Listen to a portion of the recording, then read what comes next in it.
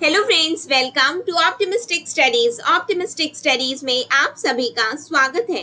सबसे पहले आप सभी को नमः शिवाय। तो फाइनली आपका लेबर इंस्पेक्टर का एग्जाम हो चुका है। अब इंतजार है कि व्यापम द्वारा कब आंसर की जारी कर दिया जाए और हम अपने आंसर्स मिला लें। लेकिन उस बीच में अभी जो जितने बीच का जो गैप है उस बीच में हम ये संभावित आंसर की देख लेते हैं जो कि मेरे द्वारा बनाया गया है। मेरी ओर से कोशिश जरूर की गई है कि सभी क्वेश्चंस के आंसर आप लोगों को करेक्ट दिए जाएं, लेकिन फिर भी यदि कहीं पे भी मिस्टेक रह जाती है तो उसके लिए मैं माफी भी चाहूंगी आप लोगों से। तो ह्यूमन एरर है, बिल्कुल गलती हो सकती है। मैं बिल्कुल ऐसा दावा भी नहीं कर रही हूँ कि मैं पूरा सही सही आप लोगों को यहाँ पे जानकारी दे रही हूँ, क्योंकि व्यापम के द्वारा जो आंसर लिया जाएगा वो देखा जाएगा। लेकिन मैंने जो भी आंसर बनाया है वो मैंने जो ओरिजिनल सोर्स है वहीं से ये आंसर लिया है। तो आप लोग जरूर मिला सकते हैं अपने आंसर्स को, क्योंकि पूरा सही ही जानकारी आप लोगों को यहाँ पे इस वीडियो के माध्यम से दिए जाने की पूरी कोशिश है हमारी। तो चलिए हम आज के सेशन को स्टार्ट करेंगे। जो आपका लेबर डिपार्टमेंट रिलेटेड इंफॉर्मेशन के जो क्वेश्चंस आए थे उनके आंसर की हम डिस्कस करने जा रहे हैं, जो कि पार्ट 4 में है। लेकिन सेशन को स्टार्ट करने से पहले यदि आप चैनल में पहली बार आए हैं तो चैनल को सब्सक्राइब कर लेंगे, साथ में बेल नोटिफिकेशन को ऑन रखेंगे, जिससे हम जो भी वीडियो डालें तो आप तक पहुंचते रहे। सेशन यदि आपको अच्छा लगे तो लाइक जरूर करिएगा, ज्यादा से ज्यादा लोगों तक शेयर जरूर करिएगा। यदि आप लाभान्वित हुए हैं तो औरों को भी जरूर लाभान्वित करिएगा। तो चलिए फिर हम स्टार्ट करते हैं। क्वेश्चन नंबर 136 क्या है? निम्नलिखित में से कौन सा विषय भारत के संविधान की समवर्ती सूची में शामिल नहीं है, पूछा गया है। खानों और तेल क्षेत्रों में श्रम और सुरक्षा का विनियमन, ट्रेड यूनियन, औद्योगिक और श्रम विवाद, श्रम का व्यावसायिक और तकनीकी प्रशिक्षण, कारखानों। तो यहाँ पे यदि हम समवर्ती सूची की बात करें तो ऑप्शन नंबर ए नहीं है, क्योंकि ये यूनियन लिस्ट में है। किसमें है? ये यूनियन लिस्ट में है। तो करेक्ट आंसर है option number A. Next question है, वेतन संहिता 2019 के अनुसार न्यूनतम मजदूरी के निर्धारण संशोधन के उद्देश्य से निम्नलिखित में से किस श्रेणी के रोजगार पर विचार नहीं किया जाएगा? कुशल कर्मचारी, अकुशल कर्मचारी, अर्ध कुशल कर्मचारी या पूरी तरह से कुशल कर्मचारी।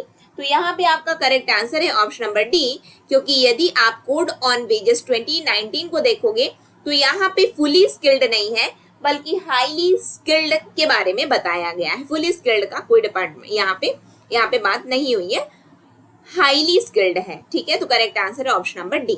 नेक्स्ट क्वेश्चन है, भारत के संविधान में निम्नलिखित में से कौन सा प्रावधान निर्वाह मजदूरी की अवधारणा से संबंधित है?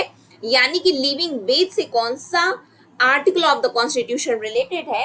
तो आपका करेक्ट आंसर है option number A, article number 43 living veg से रिलेटेड है। नेक्स्ट क्वेश्चन है आपका, वेतन संहिता की धारा 18(1)(b) के अनुसार वेतन से कटौती के रूप में क्या नहीं माना जाएगा? वेतन वृद्धि या पदोन्नति पर रोकना, किसी निम्नतर समय मान या पद की कमी, ए और बी दोनों नहीं। तो 139 का यहाँ पे आपका करेक्ट आंसर है ऑप्शन नंबर सी, यानी कि ए और बी दोनों। ठीक है, क्या है? ए और बी दोनों। नेक्स्ट क्वेश्चन में हम आएंगे, छत्तीसगढ़ राज्य में विभिन्न श्रम कानूनों के अंतर्गत स्वैच्छिक अनुपालन योजना किस वर्ष अधिसूचित की गई? 2015, 16, 17 या 18? तो यहाँ पे आपका करेक्ट आंसर है ऑप्शन नंबर ए, 23 मार्च 2015 में किया गया था। कब किया था? 23 मार्च 2015 में। तो करेक्ट आंसर है option number A. Next question, निम्नलिखित में से किस मामले में भारत के सर्वोच्च न्यायालय ने कहा कि एक महिला जो सेवा में है को बच्चे के जन्म की सुविधा के लिए जो कुछ भी आवश्यक है, नियोक्ता को उसके प्रति विचारशील और सहानुभूतिपूर्ण होना चाहिए और उन शारीरिक कठिनाइयों का एहसास होना चाहिए जो एक कामकाजी महिला को गर्भ में बच्चे को ले जाने या बच्चे के जन्म के बाद उसका पालन पोषण करने के दौरान कार्यस्थल पर अपने कर्तव्यों का पालन करने में परेशानी होगी। तो कौन से केस के अंतर्गत ये बात बताई गई है? आपके ऑप्शन दिए गए हैं, Cox and Kings agents limited versus their workman, corporation of city of Nagpur versus its employees, municipal corporation of Delhi versus female workers master roll, Mahalakshmi cotton mills limited versus their workman. यहाँ पे जो आपका करेक्ट आंसर है वो है option number C, municipal corporation of Delhi versus female workers master roll, यानी कि option number सी बिल्कुल करेक्ट है। नेक्स्ट क्वेश्चन है आपका, व्यावसायिक सुरक्षा स्वास्थ्य और कार्य की दशाओं संहिता 2020 ने संयोजित किया है। ठेका श्रम विनियमन और उन्मूलन अधिनियम 1970, भवन और अन्य निर्माण श्रमिक रोजगार और सेवा की शर्तों का विनियमन अधिनियम 1996, ए और बी दोनों, इनमें से कोई नहीं।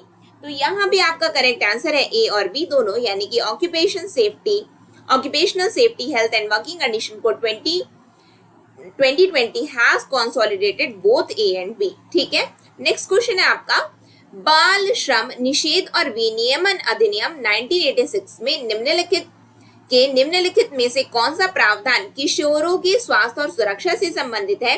धारा 10, 11, 12 या 13? तो यहाँ पे आपका करेक्ट आंसर है धारा 13, यानी कि सेक्शन नंबर 13 रिलेटेड है आपका हेल्थ एंड सेफ्टी से। यदि आप इस एक्ट को देखेंगे तो डायरेक्टली आप जान सकेंगे। नेक्स्ट क्वेश्चन है, इसमें मुझे थोड़ा डाउट है इसलिए मैं स्टार मार्क लगा रही हूँ। ठीक है, इसका आंसर मैं नहीं बता रही हूँ, जब व्यापम के द्वारा जब आंसर की जारी किया जाएगा तो हम उसे एक बार मिला लेंगे। नेक्स्ट क्वेश्चन है, भारतीय संविधान के तहत निम्नलिखित राज्य के नीति निर्देशक सिद्धांतों में से कौन सा श्रम क्षेत्र से सीधे जुड़ी नहीं है? कौन सी श्रम क्षेत्र से सीधे जुड़ी नहीं है? आर्टिकल 39, आर्टिकल 39E, आर्टिकल 43 या आर्टिकल 43A? तो यहाँ पे आपका करेक्ट आंसर है article number 39A, option number B. Next question है, मातृत्व लाभ अधिनियम को वर्ष 2017 में संशोधित किया गया था। महिला कर्मचारियों के लिए वैतनिक मातृत्व अवकाश 12 से बढ़ाकर 26 सप्ताह करना, 50 से अधिक कर्मचारियों वाले सभी प्रतिष्ठान में अनिवार्य क्रैश सुविधा सुनिश्चित करना, केवल ए और बी दोनों? तो यहाँ पे आपका करेक्ट आंसर है ऑप्शन नंबर डी, ए और बी दोनों। नेक्स्ट क्वेश्चन है, कितने श्रम कानूनों को 4 श्रम संहिताओं में संहिताबद्ध किया गया? तो करेक्ट आंसर है आपका 29, यानी कि ऑप्शन नंबर डी बिल्कुल करेक्ट है।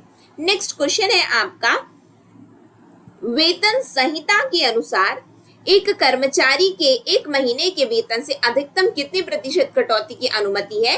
तो वेतन का अधिकतम 50%, यानी कि ऑप्शन नंबर सी बिल्कुल करेक्ट है। नेक्स्ट है, मातृत्व लाभ अधिनियम 1961 लागू नहीं होता। तो ये किस पर लागू नहीं होता? किसी भी कारखाने या अन्य प्रतिष्ठान के लिए जिस पर कर्मचारी राज्य बीमा अधिनियम 1948 के प्रावधान फिलहाल लागू होते हैं। तो यानी कि ऑप्शन नंबर सी में ये लागू नहीं होता है, ऑप्शन नंबर सी बिल्कुल करेक्ट है। नेक्स्ट है आपका जो कि लास्ट है, निम्नलिखित में से कौन सा सुरक्षात्मक श्रम कानून का एक उदाहरण है? यानी कि प्रोटेक्टिव लेबर लेजिस्लेशन का कौन सा एक्ट एग्जाम्पल है? तो आपका यहाँ पे करेक्ट आंसर है फैक्ट्रीज एक्ट 1948, यानी कि कारखाना अधिनियम 1948। ठीक है, यानी कि ऑप्शन नंबर सी बिल्कुल करेक्ट है। तो यहाँ पे कोशिश की गई है कि आपको सभी प्रश्नों के उत्तर सही सही बताए जाएं, जो कि वेरीफाई किए गए हैं ओरिजिनल डॉक्यूमेंट से, और उसके बाद ही आपको बताया गया है। लेकिन फिर भी यदि कहीं पे त्रुटियां रह जाती हैं तो ह्यूमन एरर है, जिसके लिए मैं माफी भी मांगना चाहूंगी। और सीजी व्यापम के द्वारा जब आंसर की जारी किया जाएगा तो उसके द्वारा जो भी आंसर लिया जाएगा तो वो भी मैं आपको उपलब्ध जरूर करवाऊंगी। इसी के साथ आज की क्लास को मैं एंड करूंगी। आशा है कि संभावित उत्तर आपको जरूर आपके लिए मददगार साबित होगा। इसी के साथ आज के सेशन को हम एंड करेंगे। नेक्स्ट सेशन में हम मिलेंगे। नेक्स्ट सेशन तक के लिए नमः शिवाय, optimistic learning. Thank you for the session. जय हिंद, जय भारत, जय छत्तीसगढ़।